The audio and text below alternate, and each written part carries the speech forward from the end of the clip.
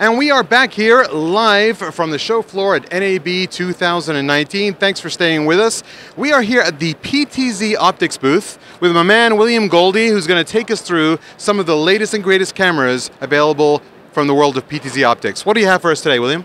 Yeah, so kind of brand new for this year, what we're trying to show off here at NAB. We have an addition to our ZCam line. So in the ZCams, we're taking basically the same internals, the same chipset, the same image sensor from our PTZOptics line, and we're putting it into a ZCam. So you're basically taking out the P and the T. Exactly, taking out the P and the T, we got the Z. So great for like a 4th or 5th camera, nice cut too on a wide angle. So we have a brand new 12x camera in this line to augment our 20x as well as the VL cam. All of these are NDI enableable or enabled. So you can match with your NDI PTZ cameras in your system. This is just a great add-on to anything like that. Now we've really liked the Gen 2 12x SDI cameras with NDI. We use those all the time. It looks like, so are the internals of this 12x, that's the same internal, same lens, same sensor? Yeah, exactly, same lens, same sensor. So it's going to match. If you just have a wide shot that you never need to use for PTZ, exactly. You might as well get something like this that's stationary. Absolutely, yeah. And even if you're doing into a new space to say like radio or podcast, you want to go ahead and live stream those, this 12x camera is going to be great for that. Nice wide angle shot when you zoom it all the way back out, but then you can zoom in a little bit if you need to do that. Now over there, we still have the Workhorse cameras? Yep, we still got the Workhorse, we got the 12x, the 20x, and we just added a 30x this year into that line for sports broadcasting if you wanted to do that. But again, all those NDI, SDI, or USB models are available. Again, just adding and building to the line, giving people more options. And I tell you what I really appreciate about those cameras is back in the day, when you say back in the day, of course you mean 2.5 years ago. A year ago. You know, we used to have to run power to these cameras. We have to run an SDI, and you know, SDI cables are not the easiest to work with, especially over distances. Absolutely. And then you'd have to run some sort of VISCA control cable or something, or maybe VISCA over IP or whatever to it as well, which was a pain. Now you've got PoE, power over Ethernet, NDI, so the video goes down the Ethernet, and the control goes down the Ethernet. Yeah. So a $25 cable from Fry's Electronics for 100 feet, and you're off and running. Absolutely, yeah. The great part about NDI, it simplifies, it streamlines that process. So you can have one cable in, one cable out. Now all you really need to set up a live stream studio, basically with our producer kits as well, you just need a PoE switch, a camera, and a computer. You're ready to go.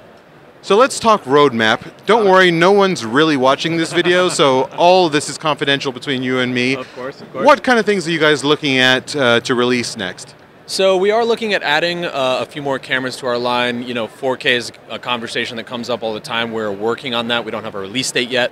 That'll be down the roadmap for sure. We have a couple of the new ZCams coming out. Just different kind of things that people have been asking for.